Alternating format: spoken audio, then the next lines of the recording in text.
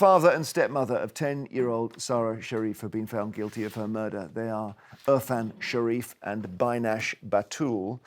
So the headlines tell the story. Killed by the very adults who should have loved and protected her, in the Express.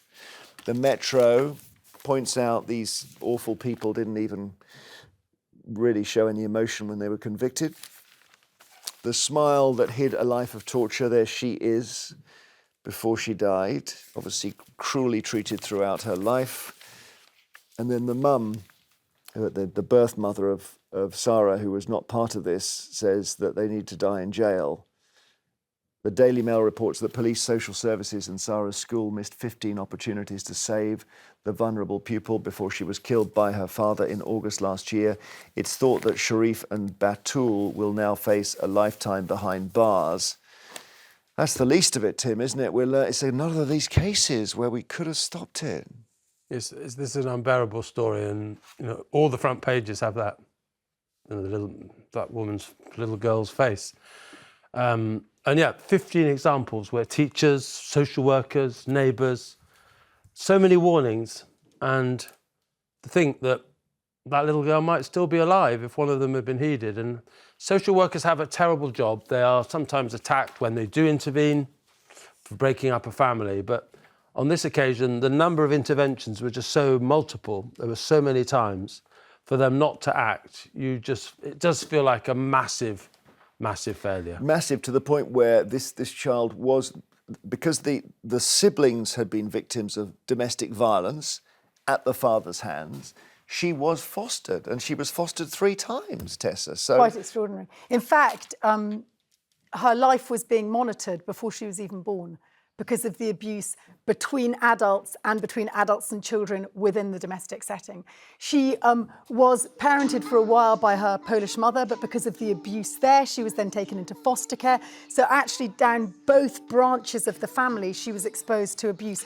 It's absolutely pitiful. And the final, I was driving yesterday when this came on the radio, and I'd already heard, when he suddenly had that sort of horrific epiphany in court, and he said, actually, I did it. And you heard details, this was a few weeks ago, of the blooded cricket bat. And I remember listening to it as I was chopping vegetables in the kitchen. It doubled you over. I think all the jurors left court that day in tears. I mean, this is unprecedented. And yesterday, hearing the same details again, normally the shock impact is lessened, but again, I had to pull over. It was. Well, it's a weird case because having killed her, he left the country. He then rang the police and said he'd killed her. Yeah. He then pleaded not guilty, meaning you have to have a full trial, halfway through which he then said, actually, I am guilty. And the BBC did an extraordinary interview with Irfan's cousin, a guy called Rasik Munir, who hid the family when they fled to Pakistan. If the police raided, how did they never find you or the children? From this roof, you could see the police from all 4 sides. Then I used to take them here. We used to go inside the fields. You hid in here? Yes, with children. They were scared. They couldn't understand what was going on. You still hid them from the police, knowing that the police wanted to talk to them about Sara's death? I helped Irfan and the young kids. If I hadn't helped them, they would have been completely helpless. It was at the grandfather's house in September 2023 that police raided and found the 5 children. Now, incredibly, Rasik says the 3 adults were there too, but hid in a neighbour's garden. If true, it means that as we filmed, the adults were metres away from us. A brilliant report there on BBC News, absolutely amazing.